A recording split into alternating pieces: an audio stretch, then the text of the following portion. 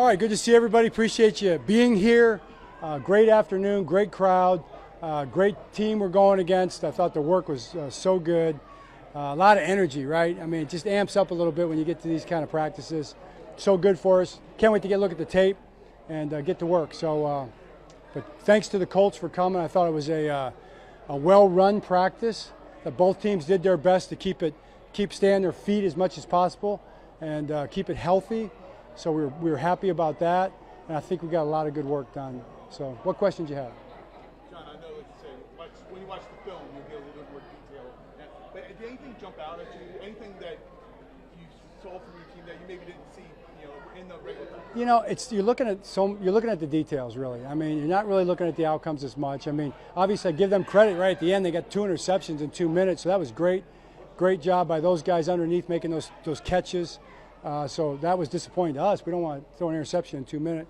So we'll look at that, and that's why I like it. I mean, it makes you feel what it's like in a real situation to be there and to try to compete and get the stop or whatever it might be. So we got the stops, which I was happy about. But then the rest of the way, just everything is broken down into pieces. Everything is a drill that's a part of the whole, and to try to break it down as far as we can, right down to every single individual type of performance or technique or whatever, and try to improve. Special teams today, it looked like it was, first of all, very tight in terms of the number of opportunities for each side, but it looked like one breakdown, at least on the return game, and one coverage on the return kickoff, and then also one.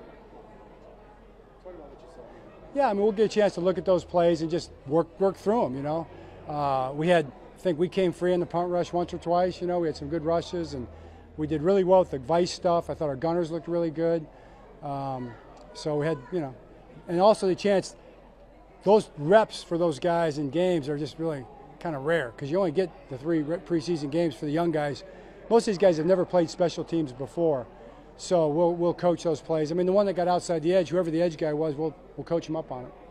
John, the brawl that broke out, obviously not something. The what? The fight that Oh broke yeah. out, Mm-hmm. not something we'll see. Obviously, used to this. What's your message to the guys? After Well, the same message as before. It's like we want to play it like it's a game. So here's an opportunity to handle those situations like you're going to handle them in a game.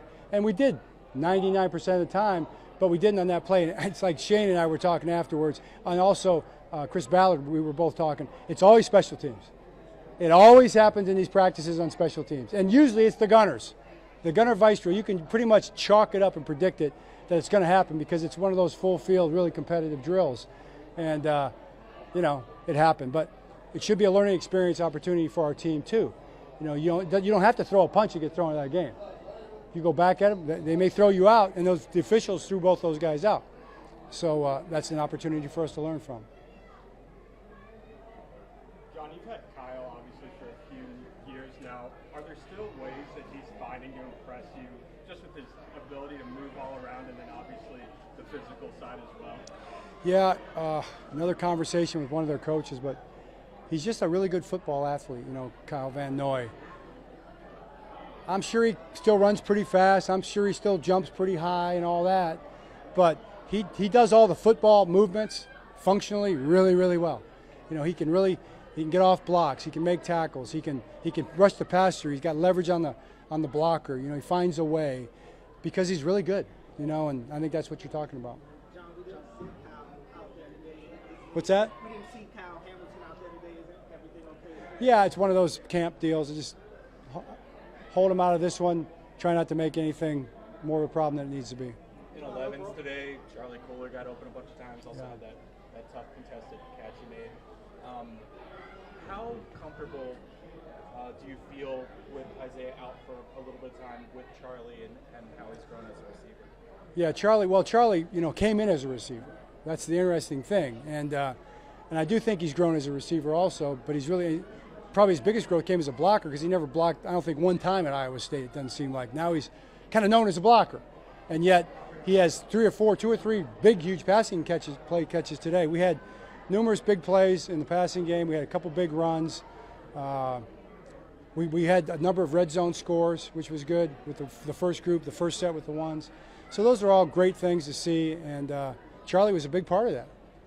John, how did you feel like you guys did on the operations stuff? I mean, getting guys set when you wanted them to. It was really good. We had really one situation where a new guy who's been here for like 2 days, had a tough time being on or off the ball. It didn't impact the plays at all, but he's learning the formations. So I'm not thrilled about it. I think maybe we had 3 formation deals, and 2 or 3 of them were that situation. So it's not the easiest thing to come in 2 days and learn a whole offense. There's a lot going on there. John, you talked about the starters, these joint practices, this is where they're going to get a lot of their work. Did you feel good about what you saw, at least from what you can remember from today? Well, yeah, I mean, I'll let you know later about the tape, but I felt really good about the work, to your point. They got a lot of reps. They got 7 out of every 12 reps that we did in all those periods. So I think that's about 60%. My math is right. So that was good to see them get all those reps against another defense. I mean, that's a really good defense, really good front especially. That's good work for us. It seemed like Mike Green was applying a lot of pressure in that last period. How encouraging was it to see him beat that? Yeah, I mean, he did. He thought he got there about 3 times, so that's what the games are for, right? But he was bringing it. I thought William Quemco to get that last sack was very impressive. It was fun to watch. Coach, prior to that last series, what sort of feedback were you getting from the defensive side about how your opponents were doing? They said it went well down there. They said there was like 3 or 4 or 5 plays that they didn't like. So I'll have to see it. Yeah, but I was on the offensive field. They seemed happy about it though. You mentioned that Colts front, so specifically being able to have a joint practice and preseason game against a team like this. Yeah. How much does that help going into the regular season? It does. I was really happy when Shane wanted to do it because I know they've got a lot of good players. The wide receivers. I mean, their offensive line is really good. They got a great back. Really good linebackers. I mean, the top linebacker didn't practice, but those other guys, they look pretty good today, especially in 2 minutes.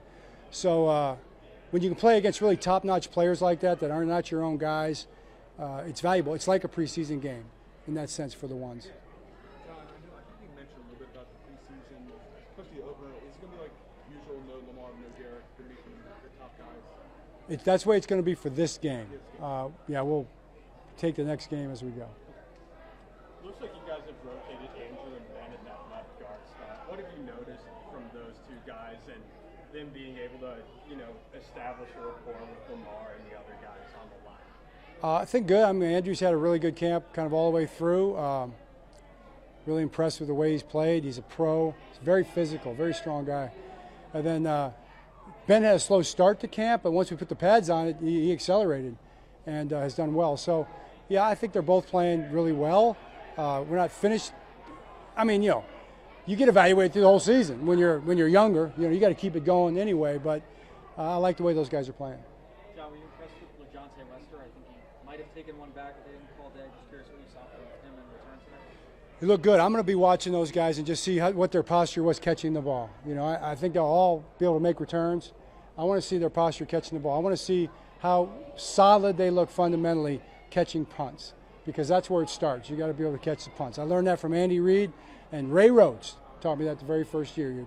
Your punt catcher is more important than your punt returner. If you have both, then you got something special. What does good posture look like when you're catching the punt? Square. You're perpendicular to the path of the ball. You're square shouldered on the catch. Right down the middle. Elbows tight, high hands. How's that? You like that? That's an easy one for me. I know the answer to that one. Have you showed them? Have you gone out there and showed them yet? You mean like catching a real punt? Absolutely not. We all know you don't do it, right, Mike? I see Mike laughing. We all know we don't do that, right? All right, thanks, Coach. All right, thanks.